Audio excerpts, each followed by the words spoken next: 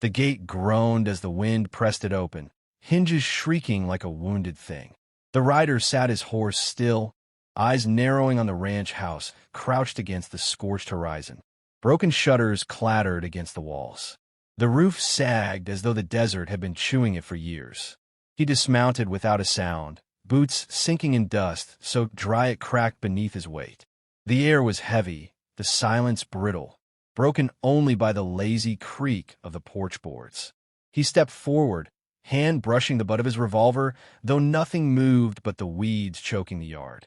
The front door gave with a push, and a stale breath of rot spilled out. Light fell in narrow slits through warped planks, casting stripes across a floor littered with shards of glass, forgotten boots, and one overturned chair. He let the silence close in again, the air so still he could hear his own pulse. Then came a sound, a breath, sharp, unsteady. Not his. His eyes snapped to the corner where the shadows gathered thickest.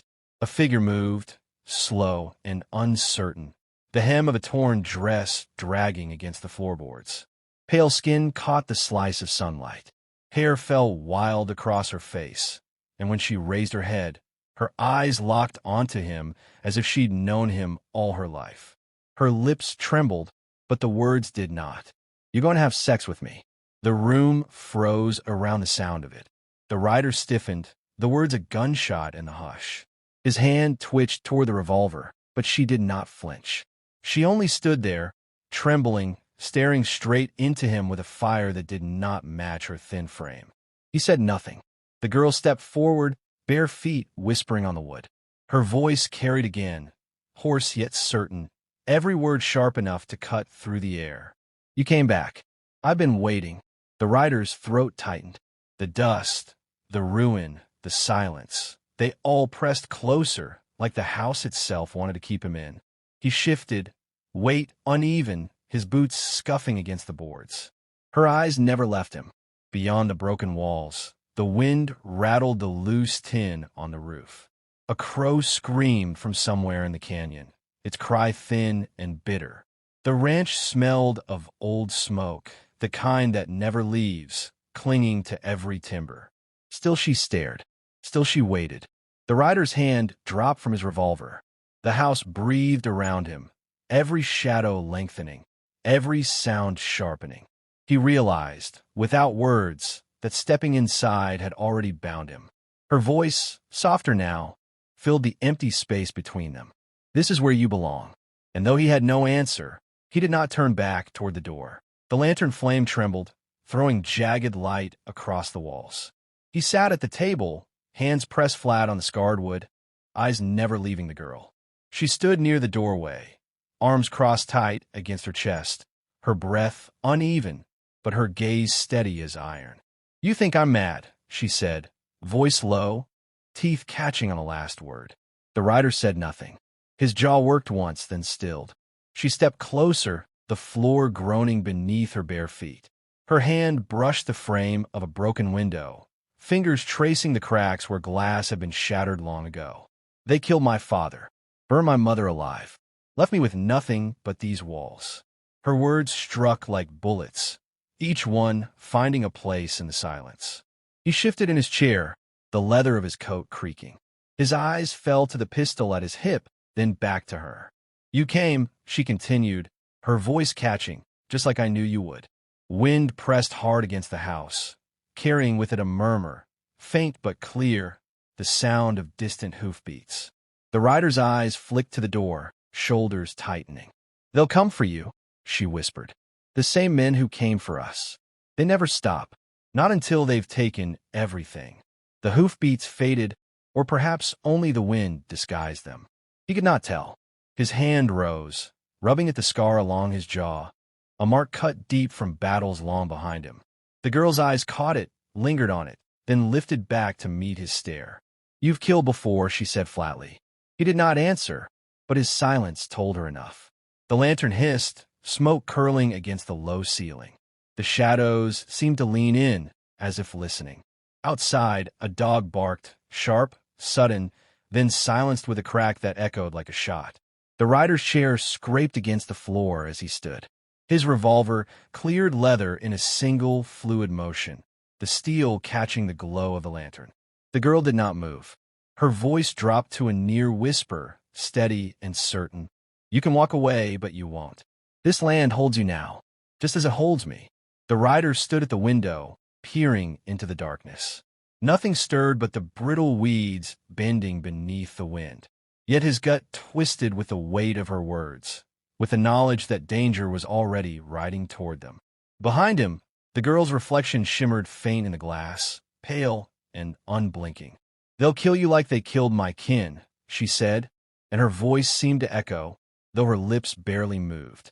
The revolver stayed heavy in his hand. The silence stayed heavier still. The first gunshot cracked the night. The rider jerked awake, hand finding his revolver before his eyes were open. The lantern had burned low, smoke twisting above the glass. The girl stood at the window, her face lit by the pale slash of moonlight. They're here, she whispered. Another shot echoed, this one closer, followed by a low whistle drifting through the canyon. Hooves thundered in answer. The earth itself seemed to tremble. He shoved the table against the door, which shrieking across the floorboards. The girl did not move, her stare fixed on the darkness outside. Shapes gathered in the distance, mounted men, rifles glinting in the moon's silver. Their laughter carried across the wind, harsh and jagged, cutting through the night like broken glass. The rider cocked the hammer of his pistol, the click loud in the silence that followed. He crossed the room, dragging a shutter closed, then another. Why stay? She asked, her voice calm though her hands clenched the window ledge tight. You don't owe me. He didn't answer. His eyes met hers only for a heartbeat, enough for her to see the storm brewing there, the weight of ghosts that rode behind him. Outside, torches flared. Firelight spilled across the ruined yard, painting the weeds in wild orange. The riders spread wide, circling, their horses stamping and snorting, restless with the scent of blood. A voice rose above the others, raw and taunting. Girl, we told you once, this land ain't yours. Best come out now, for we burn it again. The girl's lips barely moved. They won't stop. You see it now. The rider's grip tightened on his revolver. He moved to the hearth, pulled free the rusted shotgun resting there, tested its weight. Dust fell from the barrel, but the steel still promised death. The girl turned then, her eyes catching the firelight. There was no fear in them, only a strange, steady calm. You can't fight them alone, she said. His jaw flexed, the scar along his face pale against the shadows. Ain't the first time I've been outnumbered. The riders closed in. Hooves pounded. Laughter rose. One torch arced high and landed on the dry fence post, flames crawling hungry along the wood. The girl stepped closer, her hand brushing his arm, cold as river stone. You're bound now, she whispered. By me, by this place. There's no leaving. The rider looked at her, and for an instant, the air between them grew still. The roar outside dimmed, the world holding its breath. Then the outlaw's shout split the night. Burn the house. Smoke the ghost out. The flames leapt higher. The rider lifted his shotgun, face hard as granite. The first outlaw kicked the door wide and met a shotgun blast to the chest. He folded without a sound, dropping into the dirt as firelight washed over him. The rider racked the barrel, smoke curling from the muzzle. Bullets ripped through the walls. Splinters rained. The girl crouched low, her hair whipping as the wind roared through shattered shutters. She did not scream. She only whispered, steady and cold. Hold fast. They can't take it again. The rider moved with a brutal rhythm, pistol in one hand, shotgun in the other, his body remembering the old dance. Each shot echoed like thunder through the canyon, scattering horses, cutting men from their saddles. His scarred face was lit by every muzzle flash, carved in fury and fire. A torch sailed through the broken window. Flames licked across the floorboards, chasing the smoke. The rider stamped it down with his boot, then spun and fired through the window, shattering an outlaw from his saddle. The leader stepped forward now, tall in the blaze of torches, his grin sharp as a blade. He called into the night. You think you can save her? She ain't yours to save. She ain't even real. The words struck harder than the bullets. The rider froze only an instant. Behind him, The girl rose to her feet, her pale face glowing in the firelight. She looked at the outlaw with eyes hollow as the desert sky. "You kill me once," she said, her voice carrying clear through the smoke. "You'll not take this place again." The rider turned, breath catching. She stood solid in the glow, but her outline wavered, the light bending strangely around her. Her bare feet touched the flames without burning. Gunfire erupted. The rider moved, faster than he had in years, his body a machine of death. Outlaws dropped one by one, cries swallowed by the fire's roar. The leader charged, revolvers spitting fire, but the rider's bullet struck first, tearing him back into the dust. Silence fell, broken only by the hiss of dying flames and the soft rattle of a horse bolting into the night.